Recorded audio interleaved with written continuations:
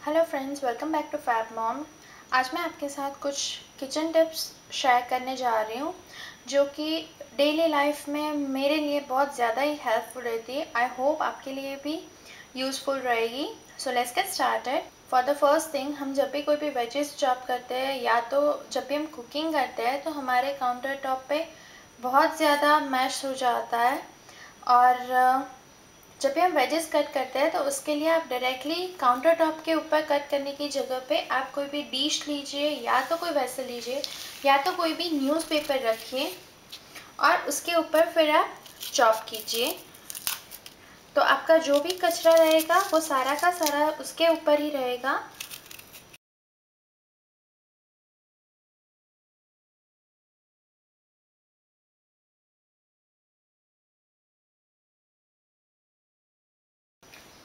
फिर जैसे ही हमारा काम ख़त्म होता है तो आपको सिर्फ ये उठा के डस्टबिन में डालना है। आपका काउंटर टॉप बिल्कुल भी गंदा नहीं होगा, वो ऐसे ही क्लीन रहेगा।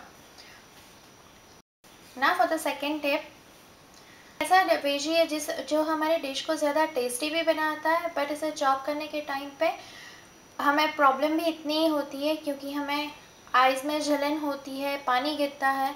तो इससे बचने के लिए आप क्या कर सकते हैं, आप जब भी अनियंस को पील करें उससे 10 या 15 मिनट पहले सिर्फ इसे हाफ पील करके आप एक बॉल लीजिए सिंपल पानी से भरा हुआ। इसमें मैंने सिर्फ वाटर ऐड किया है और कुछ भी नहीं। आप इसके अंदर अनियंस को 5 to 10 मिनट्स के लिए सोक करने के लिए रखें। जब आप 10 मिनट के बाद इसे निकालेंगे यहाँ से तो आपकी आइज़ बिल्कुल भी नहीं जलेगी और आप आसानी से इसे चॉप कर सकते हैं।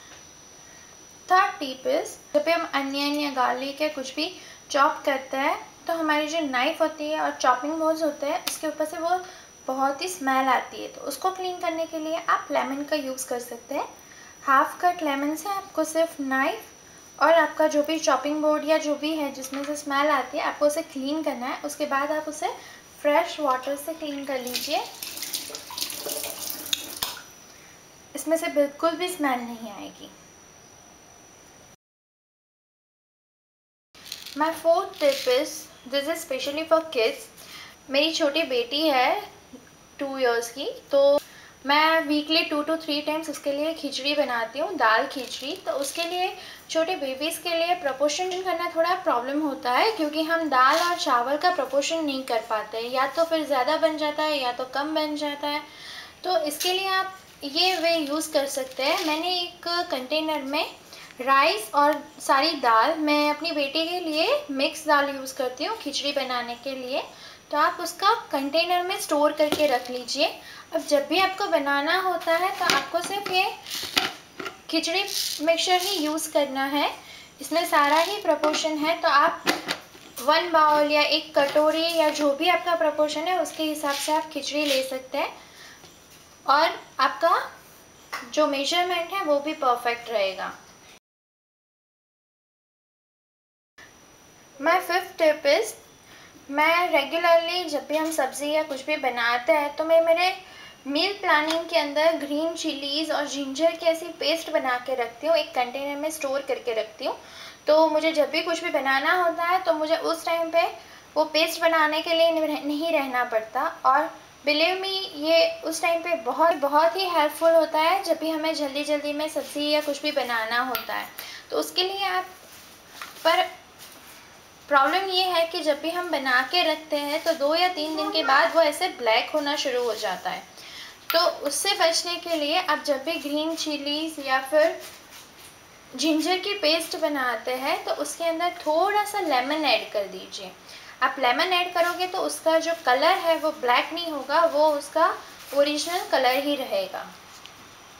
Now my sixth tip is for the kitchen counter. Again, हम लोग सब ऐसे ऑयल कंटेनर्स यूज़ करते हैं, तो हमारे जो ऑयल कंटेनर्स है उसे यूज़ करने के बाद जब हम इसे किचन काउंटर पे रखते हैं तो नीचे ऑयल रिंग बन जाती है। इससे हमारा काउंटर जो है वो बहुत ही ऑयली और गंदा हो जाता है, उसके ऊपर डस्ट और सब चिपकता है। तो उससे बचने के लिए आप ऐसा कोई भी प्लास्टिक कंटेनर यूज़ कर सकते हैं। इसके अंदर मैंने एक टिश्यू पेपर रखा है, तो जब भी हम अंदर वापस रखेंगे अपना, तो जो भी ऑयल होगा वो ये टिश्यू पेपर पे आ जाएगा। फिर आपको सिर्फ उसे अच्छे से पोंछ के क्लीन करके फिर इसकी जगह पे आप दूसरा टिश्यू पेपर रख दीजिए।